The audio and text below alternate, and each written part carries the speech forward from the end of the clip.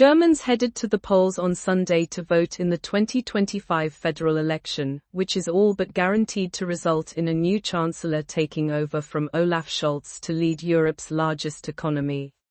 The Christian Democratic Union, CDU, and its affiliate the Christian Social Union, CSU, have been polling in first place in the lead-up to the election, putting their lead candidate Friedrich Merz in line for chancellorship.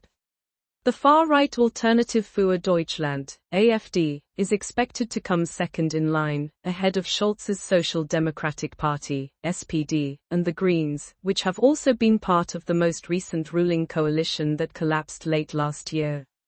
This marks a shift from the 2021 election, when the SPD came out on top, followed by the CDU, CSU. The AfD clinched fourth place at the time. Germans will cast 2 votes at the polls, one to directly elect a member of parliament to represent their constituency and one for a party list. The second vote will determine the proportional makeup of the German parliament, the Bundestag, with parties sending their candidates to Berlin to ensure representation. There is also a 5% threshold that parties need to meet to deploy delegates to the Bundestag.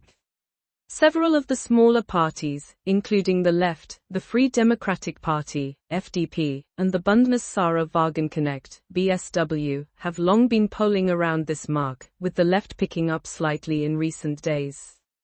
The election is taking place several months earlier than originally planned due to the breakup of the so-called Traffic Light Coalition, which was comprised of Scholz, SPD, the Green Party and the FDP, in November.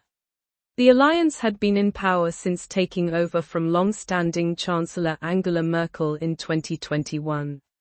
Months of political wrangling and disagreements within the coalition about economic, fiscal and budget policy ultimately led to the government's collapse, as Scholz fired former finance minister Christian Lindner. Steps were then taken to trigger a snap election, which has only happened 3 other times in Germany's history. Scholz first had to call for a confidence vote in himself in the country's parliament, before suggesting the latter's dissolution to German President Frank-Walter Steinmeier. The head of state then disbanded the lower house of parliament, setting the Sunday election date.